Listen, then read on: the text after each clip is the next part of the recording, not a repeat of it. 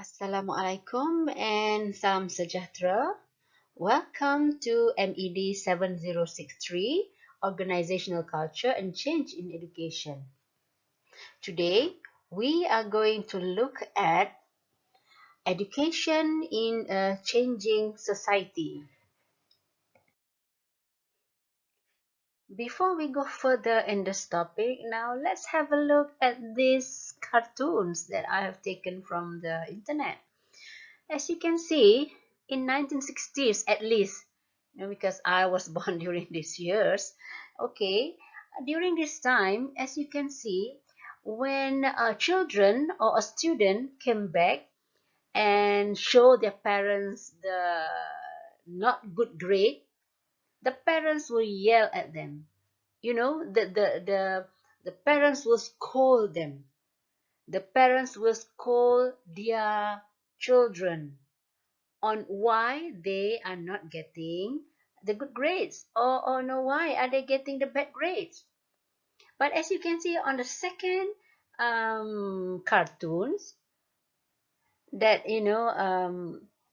hypothetically happened in 2020, when the children came back home and show the parents the bad grade, the parents will confront the school. They will go to the school and confront the teachers and demanding why the children got the bad grades. So you see, the society actually changed from 60s to 20s. This is a very simple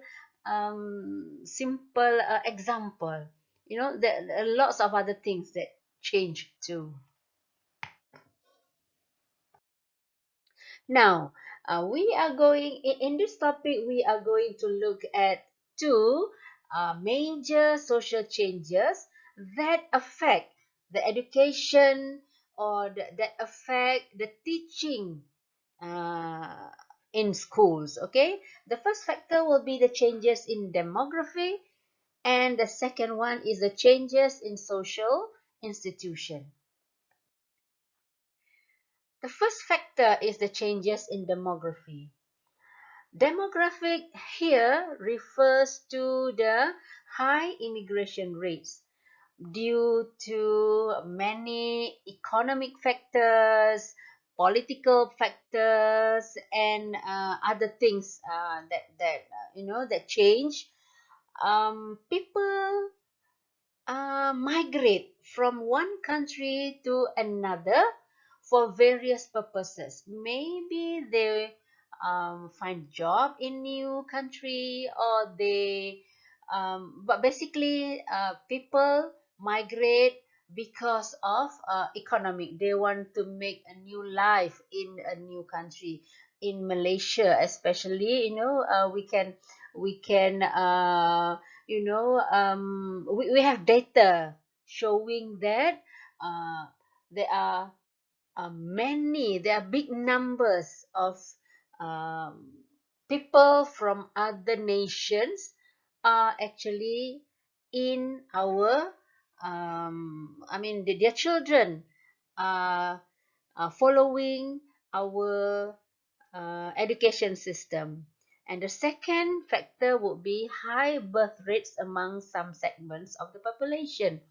This refers to, if we take Malaysia for example, birth rates are varied.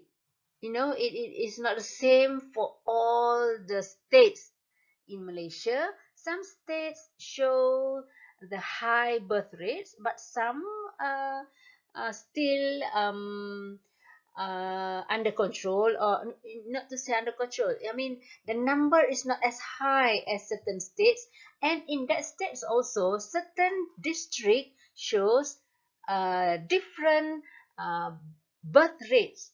So we will look at how the change in demography, these factors will affect the education. Okay, and the third one will be the aging population. um yeah, especially, I think in Malaysia, I haven't read any research reporting this aging population, but in many advanced or developed countries such as Japan, they are experiencing a big number, or a big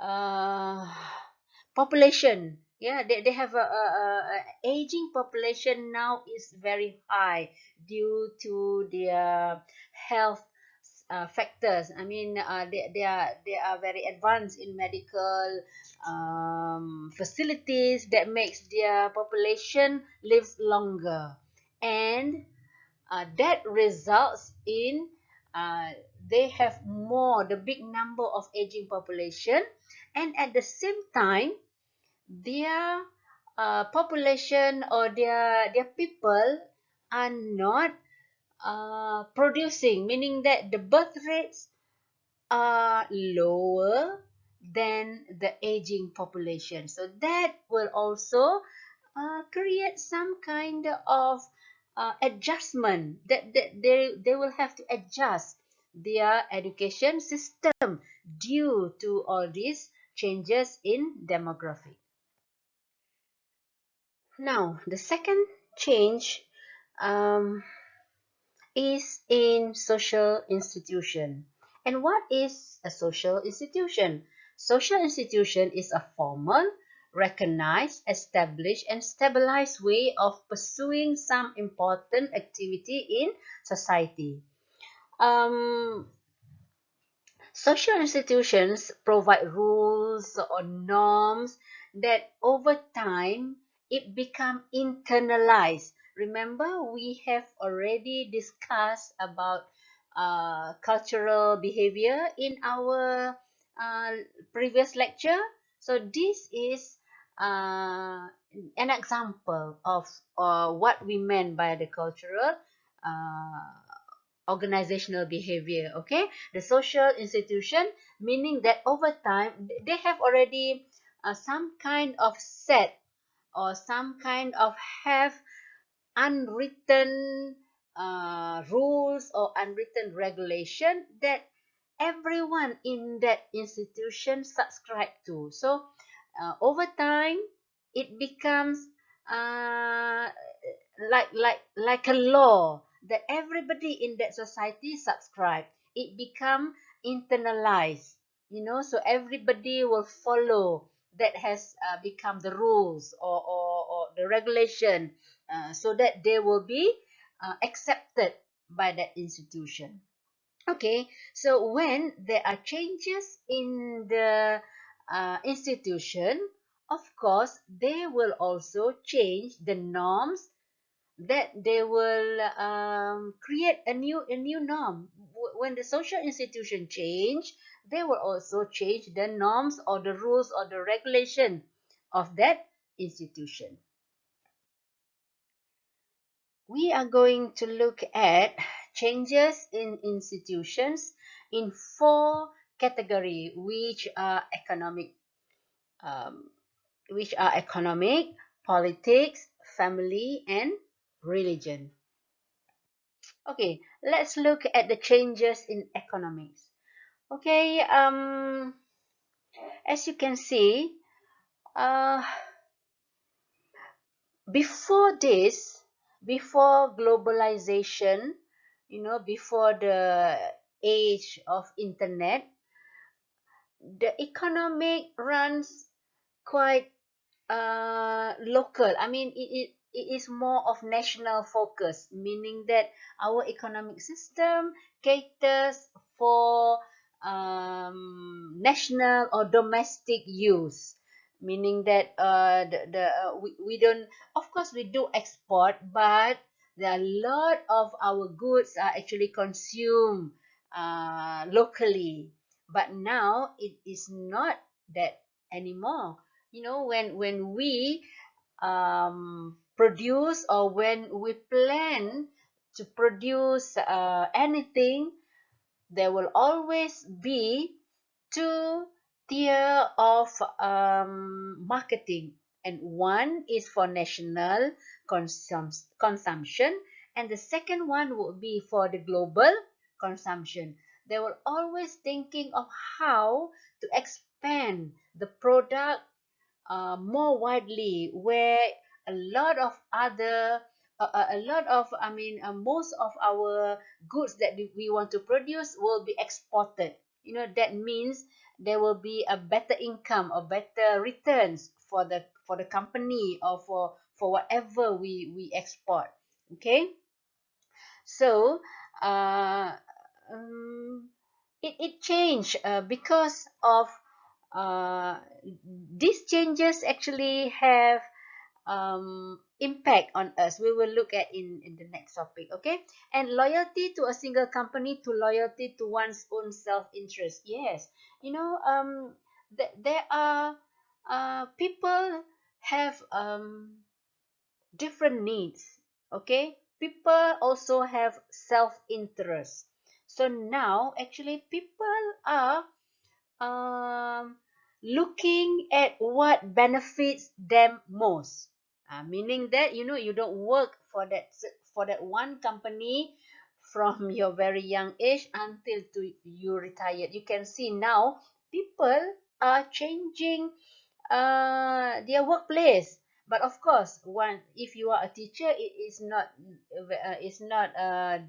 easy to do that. But if you work in the private sector, people hop jobs because they are looking for a better pay that is for their own interests. I mean, their needs increase, they need more money, so they need to find options that can provide them with more salary. Okay. So those changes that we are looking, yeah. So those two factors, I mean, very minimum. You can see that people hop job, and also people look at a bigger market, and not only focusing on national, but also more so for the global focus. Changes in politics, yes. There have been a shift actually from political interest within our own borders, meaning that we are looking also at political events around the world. What happened in the States, for example, what happened in United States. Also, we are looking at it very closely. Why? Because the political change in the states actually will change the economic system as the whole. Or what happened in India, what happened in Japan, in their politics. Also, we will we will look at it very very closely, because it will somehow affect our uh, our economy, or our many factors. Like in 2019, when India increase the visa fee, you know that will make it harder for the Malaysian to travel. You see, the political interest in other country also affecting our action, or our way of doing things. Okay. And the changes in the family. Okay, this is something very interesting to look at actually. Okay. It is not a secret that more women are in the workforce. In any sectors, you are looking at women. Women, the big percentage of the workforce actually made of women. So that change, and maybe because women are very busy with the career, women are very busy at work, somehow the divorce rate is high. I'm not saying that because women are working, the divorce rate is high, but that could be. That could be one of the factors. The divorce rate is high now because women are working. Uh, there are lots of other things that leads to divorce rate, but maybe there is one factor that affecting that. Okay, so the divorce rate is high. And even though more people are now working, but more families are in poverty because the cost of living also increases. Okay, the cost of living is increases. That makes everyone has to go to work. And but somehow more people in poverty because of their salary could not meet their needs. Okay. And the another one is more ethnic and religious group of intermarried. Okay, new family forms. We look at this one first. New family forms are becoming common. Single parents, blended. Okay, single parents may be resulted from the divorce rate. When the divorce, apparently, it will create single parent families. So single parent families could be the father that takes care of the children, or the mother takes care of the children. Okay, I'm not saying that it's bad, but we are trying to figure out, not trying to figure out, trying to examine um, what will change later on when we talk about the changes in teaching. Okay, blended families, yes, blended families, I think, resulted from the more ethnic and religious groups intermarrying, meaning that people from other ethnic group or different religion got married, so they will create blended families. Okay, changes in religious organizations. Okay, immigrants that come to a new country, of course, will bring together with them their religions and their religious ideas. And of course, it will become unfamiliar to the new country. It is their practices from their former country, but when they come to the new country, of course, it becomes unfamiliar to the people in that new country. And that will also, when they bring in unfamiliar religious ideas and also religion, they will also have new age or new religious affiliations to suit for their lifestyle or their religion or religious ideas practices in the new country that they come to. Okay. And another factor that change is also the rise in fundamentalist religious group in all major religions. Okay, fundamentalist meaning that people, I mean the religious group that regard their religion is the best in the world, and others not as good as their religion. So it also creates some tensions and uncertainty, in that society, actually, when you think that you are the best and others are below you, or others are not as good as you, that will create tension. Okay. Maybe we can take example of a case of anti-vaccine in Malaysia now. This group actually are promoting not taking vaccine is the way of life. Okay, and in modern society, anti-vaccine is quite dangerous. Because it will um, it will create, I think, medical health issues later. I'm not going to discuss that in depth because I'm no medical expert. But from the readings, we know that, for example, Malaysia we are already free from polio, free from kusta. I'm not sure what is it. In English. But we have already declared free by the WHO. But currently there are cases. That is a result. That is the result from people who refuse to get vaccinated for that. All right. So it becomes public matters now.